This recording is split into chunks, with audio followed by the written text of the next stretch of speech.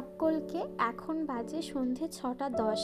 মনস খুলিনাটির নতুন আরও একটি ব্লগে তোমাদের সকলকে জানাই অনেক অনেক স্বাগত। তো চলো এখন থেকেই আজকের ভিডিওটা তোমাদের সাথে শুরু করছি। এত জাঁকিয়ে ঠান্ডা পড়েছে, মুখে সবসময় ময়শ্চারাইজার লাগাতে হচ্ছে, না হলে না মুখটা এত ড্রাই হয়ে যাচ্ছে। আমার এমনি ড্রাই টু নর্মাল স্কিন, তো এই শীতে যেন স্কিনটা আরোই ড্রাই হয়ে যায়। আগে না স্নান করার পর আর রাতে ঘুমোতে যাওয়ার আগেই ময়শ্চারাইজার অ্যাপ্লাই করতাম, আর সকালে রান্নার আগে কখনো সময় হলে সানস্ক্রিন লাগাই, আর যদি সময় না হয় তো ধরো হলোই না, মানে তাড়াহুড়োর মাথায় বেশিরভাগ দিন হলো নাটাই হয় জানো তো। আর এখন কি বলতো, সন্ধ্যের দিকেও আবার মুখে ময়শ্চারাইজার লাগাতে হচ্ছে, নাহলে মুখটা এমন খসখসে হয়ে যাচ্ছে। আর এই ঠান্ডাটা মানে প্রচুর জাঁকিয়ে ফেলেছে। তোমাদের কোন জায়গায় কেমন ঠান্ডা পড়েছে একটু জানিও তো। প্রথমে মুখে একটু ময়শ্চারাইজার লাগিয়ে ঠোঁটে না লিপ বাম অ্যাপ্লাই করে নিলাম। তারপরে এখন এই যে জামা কাপড়গুলোকে সব গোছাচ্ছি।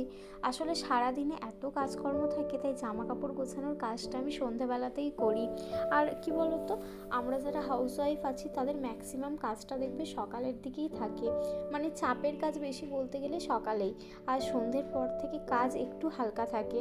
তাই ভাবি যে ধরো দিনের বেলা যদি জামা কাপড় গোছাতে যাই, অত কাজের মাঝে আরও যেন চাপ বেড়ে যাবে। তাই আমি জামা কাপড় গোছানোর কাজটা এখন সন্ধেবেলার জন্যই রেখে দিই। আর সারাদিনের জামা কাপড় ধরো শুকিয়ে নিয়ে এখন সন্ধেবেলা মোটামুটি সব কিছুই শুকিয়ে যায়, তো একবারে সব জামা কাপড় ফোল্ড করে নিয়ে জায়গায় জায়গায় রেখে দেওয়া যায়। আর এই শীতের জন্য জামা কাপড় একদম সকাল সকাল কেচে দিচ্ছি, তাহলে না সারাদিনের মধ্যে ধরো জামা কাপড়গুলো সবই প্রায় শুকিয়ে যায়। বড় জোর থাকলেও হয়তো সন্ধেবেলা ধরো একটা কি দুটো থাকে, বাকি সমস্তটা শুকিয়ে যায়। আর শীতে জামা কাপড় একটু যদি রোদে না দেওয়া হয়, জামা কাপড়গুলো আর পরতেও ইচ্ছা করে না, কারণ এমনিই ধরো ঠান্ডা, আর জামা কাপড় একটু রোদ না খাওয়ালে একটা যেন কেমন একটা দেখবে ঠান্ডার সাথে সাথে ভাব থাকে। তাই আর কি শীতে জামা কাপড়গুলো একটু করে হলেও বাইরে রোদে বার করতে হয়। আমার তো সমস্ত জামা কাপড়গুলো গোছানো হয়ে গেল, আর আমি যখন জামা কাপড় গোছাচ্ছিলাম তখন ও একটু বাজার গেছিল, আর কি টুকিটাকি কিছু জিনিসপত্র আনার ছিল, এই ধরো বিস্কিট, তারপরে ডিম, ওই ঝুড়ি ভাজা যেগুলো না একদমই শেষ হয়ে গেছিলো, দরকার ছিল, ওই সেই 2-4টে জিনিস আর কি নিয়ে এসছে। কিন্তু আমাকে না গ্রসারিরও ফর্দ করতে হবে, কারণ আমার অনেক কিছু গ্রসারি শেষের দিকে। তাই ভাবছি যে আজকেই একটু পরে গ্রসারির লিস্টটা করে নেব। আর গ্রসারির লিস্টটা করতে গেলে না একটু ভাবনা চিন্তা করেই করতে হয়, কারণ ধরো এই মাসে আমি কোন গ্রসারিটা আমরা বেশি খাবো, বা কোনটা ধরো একদম শেষের দিকে বা কম আছে, এগুলো সমস্তটা দেখে তো লিস্ট করতে হয়। তাই সন্ধ্যের দিকেই না এই কাজটা আমি করি, কারণ সকালে বলছি কাজের ধরো বেশি চাপ থাকে, তাই সন্ধ্যের দিকেই ঠান্ডা মাথায় গ্রসারির লিস্টটা করি। আর এইদিকে দেখো গ্যাসের রেগুলেটরের এই জায়গাটা ভেঙে গেছে, তো নতুন রেগুলেটর এনে এখন গ্যাসটাকে লাগাচ্ছে। শুধু রেগুলেটর না, আরও দুটো জিনিস চেঞ্জ করতে হলো। এই দেখো এই যে অংশটা, এটাও চেঞ্জ করেছে, আর পুরোনো আমাদের এই বার্নারটা এটা চেঞ্জ করেছে। আসলে শুরুতে না প্রবলেম হচ্ছিল বলতে কি বলতো, আমাদের যে বড় গ্যাসের এই বার্নারটা দেখতে পাচ্ছ পুরোনোটা, ওটা না নিচটা একটু ক্ষয়ে গেছে, তাই গ্যাসটা যখন অন করছিলাম জ্বালাচ্ছিলাম, ওই মানে একটু আধটু এই পাশ দিয়ে আর কি গ্যাস মানে গ্যাসের আগুনটা বেরোচ্ছিল। তো ভাবলাম যে বার্নারটাকে চেঞ্জ করব, তাই আমাদের পুরনো বার্নারটা নিয়ে গিয়ে ও দোকান থেকে চেঞ্জ করে এনেছিল। তো দেখলাম যে ফিট হচ্ছে না, এরকম করে 2-3বারও চেঞ্জ করে নিয়ে এলো, কিন্তু কোনোটাই ফিট হচ্ছিল না। তাই ও বললো যে থাক, তার থেকে বরং মানে পুরো গ্যাসটা নিয়ে দোকানে যাই, কারণ বারবার ধরো বার্নারটাকে চেঞ্জ করে নিয়ে আসছে কিন্তু ঠিকঠাক সেট হচ্ছে না, তার থেকে একদম গ্যাসটা নিয়ে চলে যাওয়াটাই ভালো। তাই ও যখন না গ্যাসের পাইপ থেকে তো রেগুলেটরটা খুলতে হবে গ্যাসটা নিয়ে যাওয়ার সময়, তো তখন খুলতে গিয়ে রেগুলেটরটাও ভেঙে গেল। আসলে রেগুলেটরটাও অনেক পুরনো হয়ে গেছিলো, তো সেটাকেও তাই চেঞ্জ করতে হলো। আর যে বললাম না যে বার্নারটা ধরো সেট হচ্ছিল না, তো দোকানে নিয়ে গিয়ে ওরা বলল যে এই বার্নারের সাথে এই মানে গ্যাসের মডেলটা আর কি সেট হবে না, কারণ ওই ধরনের বার্নার এখন আর নেই। তো তার জন্য বললো যার ওপর ধরো বার্নারটা বসানো থাকে, তোমাদেরকে তো দেখালাম আমি যে ওটা চেঞ্জ করেছে, তো ওটাও চেঞ্জ করতে হলো, আর নতুন বার্নারও লাগাতে হলো। আর গ্রসারি তোমাদেরকে বললাম না অনেক কিছু গ্রসারি আমার শেষ হয়ে গেছে, তো সেই সমস্ত কন্টেনারগুলো আমি ধুয়ে দিয়েছিলাম, তো ওবেলাতেই বেশ কিছু কন্টেনার শুকিয়ে গেছে, আর এই 3টে কন্টেনার কিন্তু শোকাতে বাকি ছিল। তো এখন দেখলাম যে এই 3টেও শুকিয়ে গেছে, তো এই 3টেকে তুলে রেখে দিলাম। আর তারপর এই মাসের আর কি গ্রসারির লিস্টটাও করে নিলাম। আর ও যখন সন্ধ্যেবেলা বাজার গেছিলো এই ঝুড়ি ভাজার প্যাকেটটা এনেছিল, তো এটা দিয়ে সন্ধ্যেবেলা আজকে অল্প করে মুড়ি খেলাম। আর সন্ধ্যেবেলা না আজকে ভারী কিছু খেলাম না, কারণ ঘরে পনির আছে, ভাবলাম যে আজকে রুটির জন্য একটু স্পেশাল কিছুই বানাবো, তাই আর কি সন্ধ্যেবেলা অল্প করেই সন্ধ্যের টিফিনটা করলাম। আর আজকে রাতে রুটির সাথে চিলি পনির করছি, তো তার জন্যই এখন সবজিগুলোকে কেটে নিচ্ছি। আমার আগের দিনের ভিডিওতে এমবি কিচেন নানান ব্যঞ্জন থেকে এক দিদি লিখেছে যে আজ ফার্স্ট দেখছি এটা কোন জায়গা, খুব সুন্দর, তোমার সুন্দর ব্লগ দেখার অপেক্ষায়। তো থ্যাংক ইউ গো, তুমি যে ফার্স্ট টাইম আমার ভিডিওটা দেখেছো, তোমার এতটা ভালো লেগেছে, এটা শুনে না আমার ভীষণ ভালো লাগলো। আর এটা হচ্ছে মেদিনীপুর। হ্যাঁ গো, জায়গাটা তো খুব সুন্দর। আর হ্যাঁ, তোমরা যদি এইভাবে পাশে থাকো, আমি না ব্লগ তো অবশ্যই দেব, আর ব্লগ দেওয়ার উৎসাহটাও আমার বেড়ে যায়।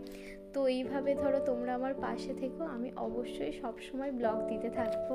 সুদেশনা লাইফ থেকে সুদেশনাদি লিখেছে খুব সুন্দর। থ্যাংক ইউ দিদি যে তুমি আমার এইভাবে পাশে আছো, তোমাকে জানাই অনেক ভালোবাসা।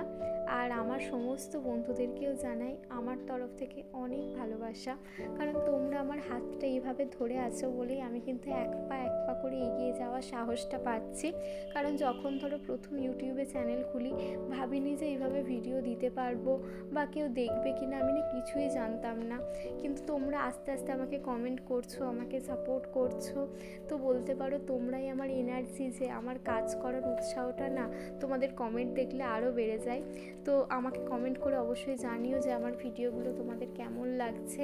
আর তোমরা এইভাবেই সবসময় আমার পাশে থেকো, তাহলে আশা করছি আমি আরও দূর এগিয়ে যেতে পারবো তোমাদের সাপোর্ট পেলে। তো তোমাদেরকে আবারও জানাই অনেক ধন্যবাদ আর ভালোবাসা। হোম মেকার সাবিনা ব্লগ থেকে বোন লিখেছে খুব ভালো লাগলো দিদি। তো বোন কিন্তু আমার সমস্ত ভিডিওতে এরকম মিষ্টি মিষ্টি কমেন্ট করে, তো তোমাকে বলবো তুমি না খুবই মিষ্টি, তাই আমার ভিডিওতে এত সুন্দর সুন্দর কমেন্ট করো, কারণ নিজে সুন্দর না হলে না অন্যকে এত সুন্দর বলা যায় না। তো তোমাকে আলাদা করে কি বলবো, তোমাকে জানাই অনেক অনেক ভালোবাসা। আর তুমি সবসময় কিন্তু আমার পাশে এইভাবেই থেকো। তো এদিকে দেখো আমার চিলি পনিরের জন্য সমস্ত সবজি পনির সমস্তটা কাটা হয়ে গেছে, আর একটু আদা রসুন হামল দিস্তায় থেঁতো করে নিলাম। আর এখন পনিরগুলোর ওপর একটু হলুদ, গোলমরিচ গুঁড়ো, নুন আর যে আদা রসুন যে থেঁতো করে পেস্টটা করেছিলাম না, ওটা একটু দিয়েছি। আর অল্প একটু ওই জাস্ট 1 চামচ মতো কর্নফ্লাওয়ার দিয়ে সমস্তটা ভালো করে মিশিয়ে নিয়েছি। তারপরে তেলটা গরম করে তেলের ওপর পনিরগুলোকে ভালো করে ভেজে তুলে নিচ্ছি।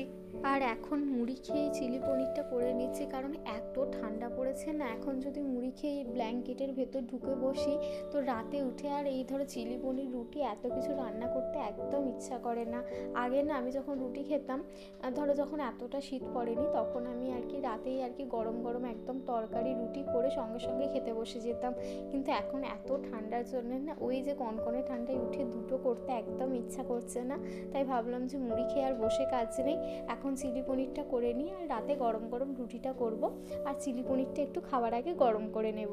তারপর ভেজে নেওয়া পনিরগুলোকে তুলে নিয়ে ওই তেলে দিয়ে দিলাম আদা রসুন যেটা থেঁতো করে রেখেছিলাম সেটা, আর দুটো চেরা কাঁচা লঙ্কা। আর এইবারে বাজার থেকে যে কাঁচা লঙ্কাগুলো এনেছে সেগুলো কিন্তু ভীষণ ঝাল, তাই আমি দুটোই দিলাম, দুটোতেই ভালো ঝাল হয়ে যাবে।